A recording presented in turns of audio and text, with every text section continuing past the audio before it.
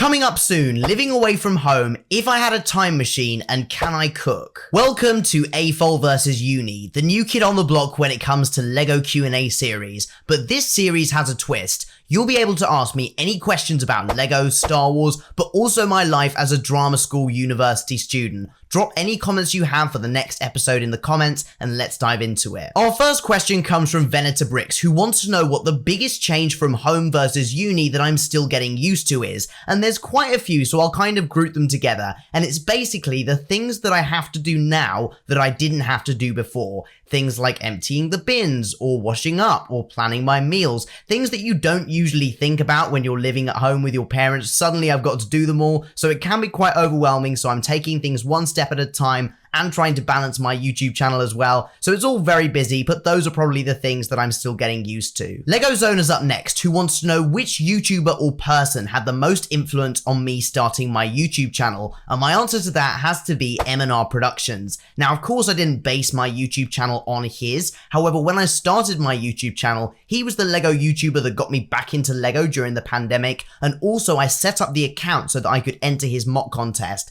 So one of my first ever videos is literally a really low quality video with me sharing a mock, and that was the first sign of me starting a YouTube channel. After that, I decided I wanted to do my own thing, so I do have to credit M&R with setting up my YouTube channel in the first place. We've got an interesting question up next from HP, who says, how many times have you failed at cooking something, whether it be the food or the method? Now, I am brand new to cooking. You can see the tiny kitchen behind me, so of course things were going to go wrong with my first week at uni, and they did. I put a lasagna into the oven quite confidently, just a ready-made one, and I put the heat up so high that the plastic actually melted off.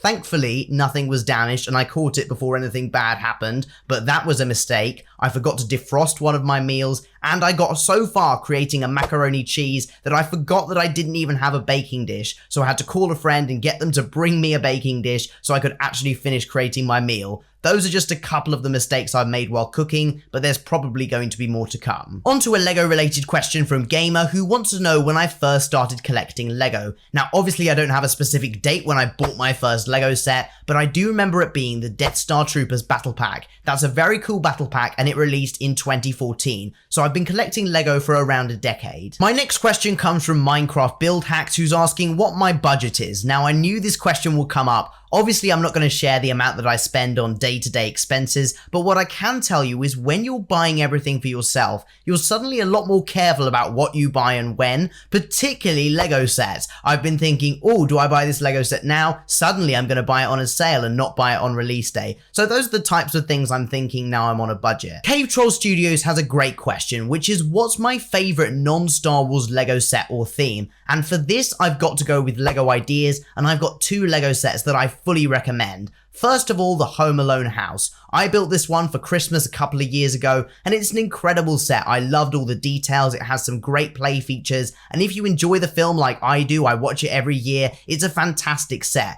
And of course, The Office. The Office is my favorite non-Star Wars TV series, and I loved everything about that set. I built it live and I thought it was great looking at all the little Easter eggs, and that's what I love about the Lego Ideas theme. The sets are just so creative and there's so much potential there. Bink Bricks wants to know, if I had a time machine and I could buy one Lego set from the past, what would I get? Now, this is a great question and I want you guys to answer it in the comments. I'm genuinely curious as to what you're going to say. So I have two answers. One is a more nostalgia-based answer and another one is a rational answer. So, my nostalgic answer is the Death Star. I remember going into Smith's Toys when I was younger, looking up at it and thinking, wow, it's such a massive set, it has so many minifigures, I just have to get it. So out of nostalgia, I would get the Death Star. But then, if I was being more rational and objective about it, I'd have to get the OG Cloud City set. That set has skyrocketed in value, so you couldn't go wrong with that. And now we have my most asked question of all time. Basically, I answer this every week on my live streams. What's your favorite Lego set? And I have to go with the UCS Razor Crest. I've had a few different answers in the past, but I've settled on this one for now.